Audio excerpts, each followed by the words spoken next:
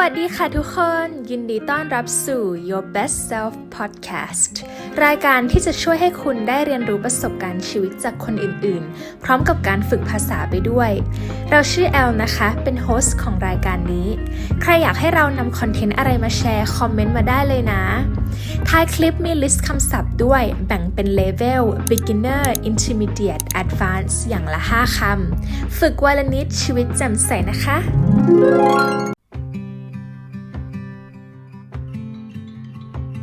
We live in a world that idolizes instant results and dramatic changes. So naturally, I think this pushes many of us to set these really ambitious goals. And I don't know about you, but if I make a really big goal and I don't stick to it, I start to lose trust in myself. I start to think I'm the problem. I lack motivation or willpower. But what if the issue isn't us? What if the issue is the method?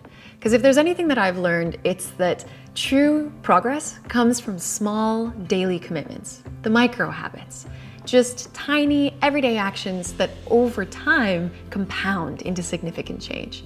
And so today I want to share some micro habits with you that have changed my life. Normally when people talk about micro habits, they mean flossing your teeth and making the bed. Those are great too, but I'm going to talk a little bit more about mindset shifts. I've gotten into the habit of telling myself no more day zeros. What are day zeros? In project management terms, it's the planning phase before any real action takes place. Like how many times have we told ourselves, I'll start my essay tomorrow. I'll start exercising tomorrow. I'll start eating better on Monday. Even though setting these intentions is great, I feel like it's those day zeros that are often holding us back. The author Dale Carnegie once said, inaction breeds doubt and fear, but action breeds confidence and courage. So I keep reminding myself no more waiting for tomorrow when today is already here. After all, today is yesterday's promise of I'll do it tomorrow. So even if the day feels like it's almost over, there's always time to write one sentence for that essay, do one plank, prep one quick jar of overnight oats.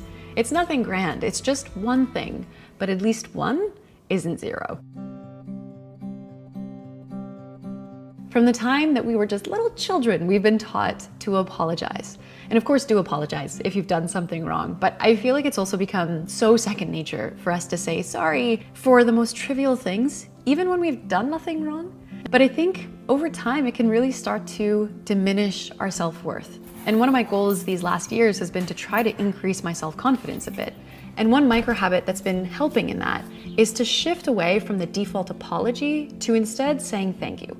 So instead of saying, I'm sorry, I'm talking so much, I'll say instead, hey, thank you for listening. Instead of saying, I'm sorry, I'm running late, I'll say, thank you for waiting for me. It's just so much more empowering. It makes us feel better about ourselves, and it also makes the other person feel valued too. It's a win-win. And the same thing goes when we're receiving compliments. In the past, I used to downplay or brush off compliments, thinking I was being modest. But when someone is offering praise, they're gifting you with their admiration. And to dismiss it is to downplay yourself and also to refuse someone's heartfelt gift. So the next time someone gives you a compliment, just accept it and say thank you. This is probably one of my favorite micro habits. It just makes me so happy. A while ago, I read this piece by an author, Kurt Vonnegut, and he was talking about a simple habit that his uncle Alex practiced. Whenever a good moment would pop up in life's seemingly routine moments, Uncle Alex would stop and say, well, if this isn't nice, I don't know what is.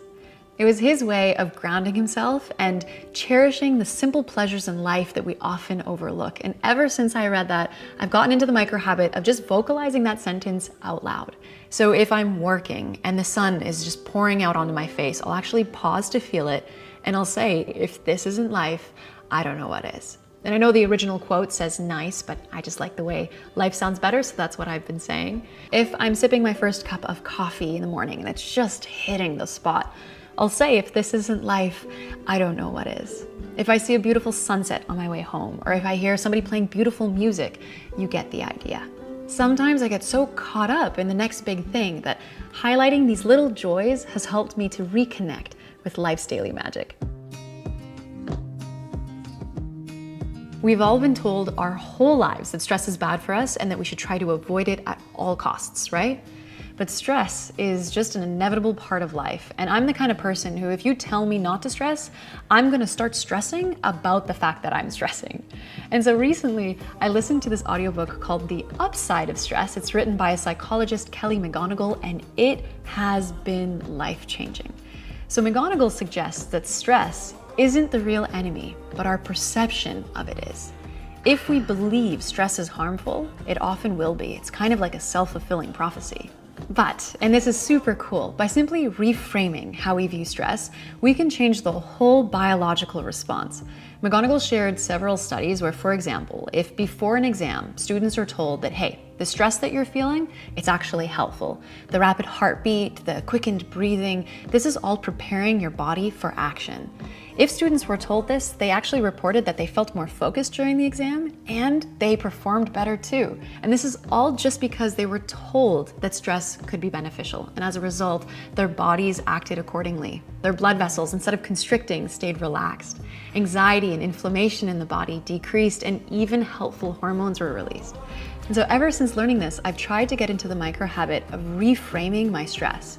Instead of telling myself, I shouldn't feel this, I should calm down, I try to instead channel that energy into making things happen. Instead of seeing the stress as something that's hindering me, I tell myself, you found a challenge, but you're excited about this, you've got this.